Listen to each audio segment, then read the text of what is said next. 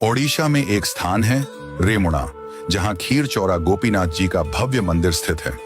वहां रात्रि में ठाकुर जी को 11 मिट्टी के स्कोरों में खीर का भोग लगाया जाता है और भोग लगने के बाद जितने दर्शनार्थी होते हैं सब में वह खीर प्रसाद स्वरूप बांटी जाती है।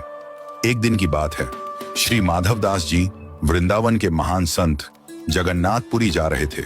रास्ते में रुककर रेमुणा पहुंचे। उन्होंने सुना कि यहाँ गोपीनाथ जी को खीर का भोग लगता है, तो रुक गए, शायद कुछ प्रसाद मिल जाए। रात्रि में ठाकुर जी को शयन का समय हुआ। 11 सकोरों में खीर चढ़ाई गई। भोग लगने के पश्चात प्रसाद वितरण हुआ। भीड़ बहुत थी। माधवदास जी पीछे खड़े थे। प्रसाद भंटते भंटते माधवदास जी तक पहुंचते पहुंचते खीर समाप्त हो गई।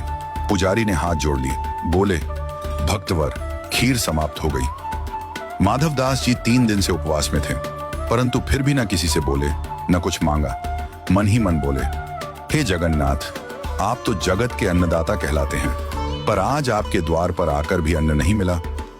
वे एक वृक्ष के नीचे जाकर बैठ गए, भूखे प्यासे पर मौन शांत भक्त वत्सल भगवान के भरोसे।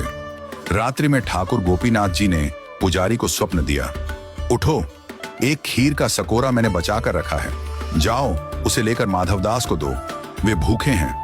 पुजारी चौंक गए, बोले, प्रभु, मैंने तो 11 स्कोरे ही चढ़ाए थे और सब बांट दिए थे। ठाकुर जी मुस्कुराकर बोले, नहीं, 11वां स्कोरा मैंने चुरा लिया था, अपने प्रिय भक्त माधवदास के लिए। पुजारी दौड़े। उन्होंने सचमुच मंदिर में एक स्कोरा पाया, जो अन्य प्रसाद से अलग रखा हुआ था। खीर अब भी गर्म थी, सजीव थी, सजीवता का अनुभव हो रहा था। वे दौड़कर वृक्ष के नीचे पहुंचे, जहां माधवदास जी बैठे थे। बोले, भक्तवर, प्रभु का प्रसाद पाओ। माधवदास जी बोले, अब इतनी आधी रात को खीर कहां से आ गई? क्या आप दोबारा बना लाए हैं?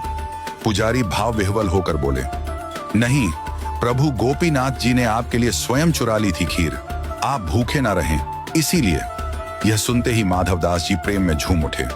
अगली सुबह उन्होंने मंदिर प्रांगण में नृत्य करना प्रारंभ किया।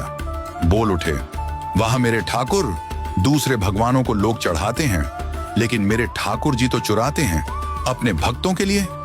ये तो खीर चौरा है, खीर चुराने वाले गोपीनाथ, और तभी से गोपीनाथ जी का नाम हो गया, खीर चौरा गोपीनाथ। आज भी रेमुणा में रात को ठाकुर जी को खीर का भोग लगता है और उनकी वह प्रेममयी लीला सजीव रूप में याद की जाती है।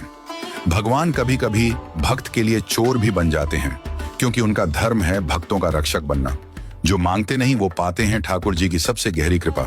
बोलिए भगवान जगन्नाथ जी की जय, संत माधवदास जी की जय। जय जय श्री राधे।